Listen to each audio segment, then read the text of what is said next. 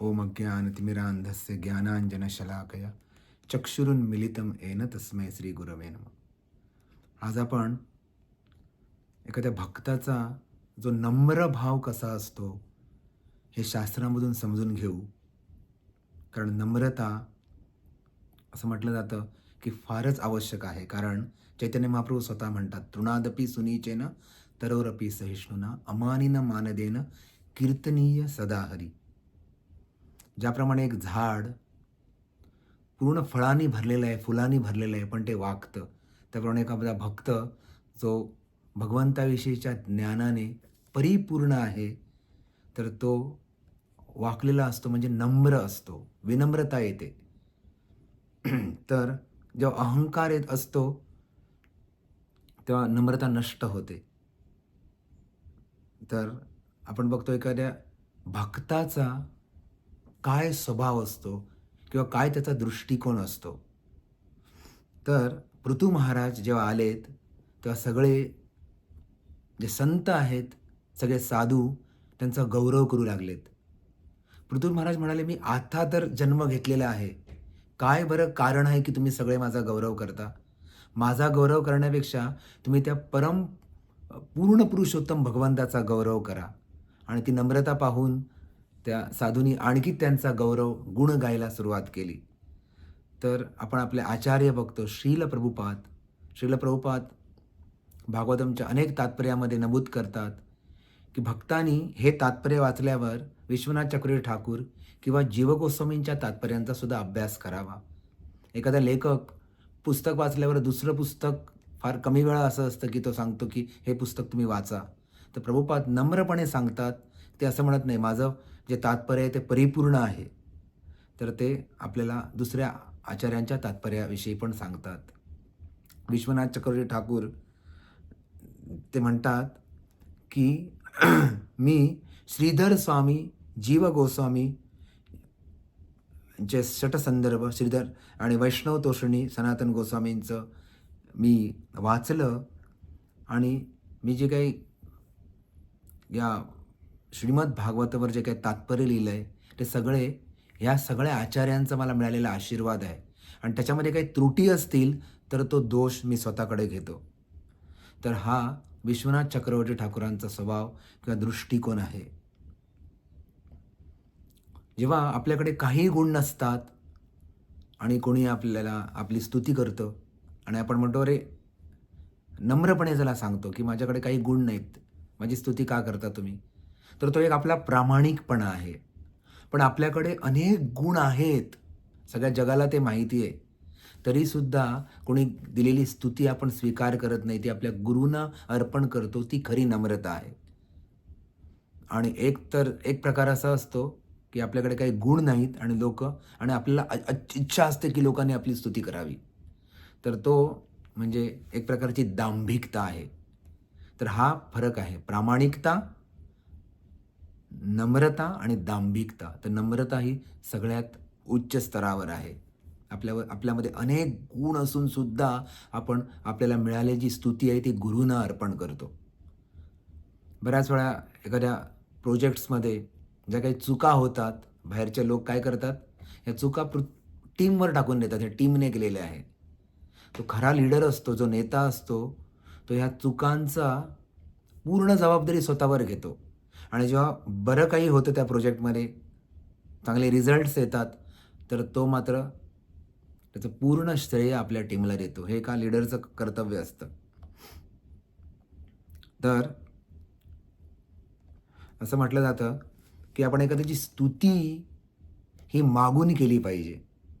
आणि काही उणिवा असतील कोणामध्ये तर समोरच्या समोर सांगितल्या पाहिजेत. त्यामुळे बरेच जे आपल्या रिलेशनशिप्समध्ये प्रॉब्लेम आहे त्याच्यातून आपण मुक्त होऊ शकतो.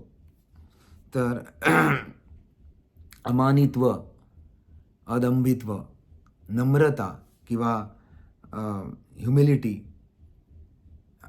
तर हे भगवंतांनी ज्या काही 12व्या अध्यायामध्ये ज्या काही विशेष गुण असे सांगितले, त्याच्यामध्ये पहिला हा गुण सांगितलेला आहे. स्वतः भगवंत हस्तिनापुराचे राजे बनले असते, इतकी त्यांच्याकडे ताकद आहे, पण त्यांनी स्वतःच्या जे भक्त आहेत पांडव, युधिष्ठिर ह्यांना राजे बनवलं. भगवंतांनी अनेक असुरांचा यशोदेच्या मांडीवर असतानाच वध केला. त्यांच्यासाठी या सगळ्या जे शकुनी, दुर्योधन, दुःशासन यांना मारणं काही कठीण नव्हतं. पण याचं श्रेय त्यांना अर्जुन आणि भीम यांना द्यायचं होतं. तर असे आहे ते भगवंत. राजसूय यज्ञामध्ये जे भगवंत अनेक राजांचे पाय धुत होते. तर ही सेवा त्यांनी स्वीकारली होती. आणि दुर्योधनासारखे जे अहंकारी लोक आहेत त्यांनी किती बरं धन आलं आहे हे बघण्याची सेवा घेतली होती. त्यामुळे नम्रता हा गुण भगवंतांनी आपल्याला शिकवला आहे. त्यांच्या प्रत्येक लीलेतून आपल्याला ह्या गुण आपल्याला दिसतो. नंदबाबांचं जे पादत्राण आहे ते आपल्या डोक्यावर ठेवून ते सतत आपल्या घरात जायचे. आपल्या डिवोटी, आपले जे भक्त आहेत यांना कसा मान दिला पाहिजे हे आपल्याला भगवंतांनी आपल्या उदाहरणातून दाखवलेलं आहे. त्यामुळे नम्रता हा असा गुण आहे की जेव्हा आपल्याला ज्ञान येतं त्या ज्ञानाबरोबर विनय आला पाहिजे. जर विनय नसेल तर आपल्याला विज्ञान मिळणार नाही. विज्ञान म्हणजे आत्मसाक्षात्कार होणार नाही. त्या ज्ञानामध्ये 2 गोष्टी होतात. एकतरी विनय येतो, नम्रता येते आणि विज्ञान साक्षात्कार मिळतो. किंवा आपल्याला अहंकार येतो आणि अहंकारामुळे परत अज्ञानामध्ये आपण जातो. तर हा फरक आहे. असं नाही की नम्रता ही आपल्याला एक हृदयाचा एक दुर्बलता आहे, असं नाही आहे.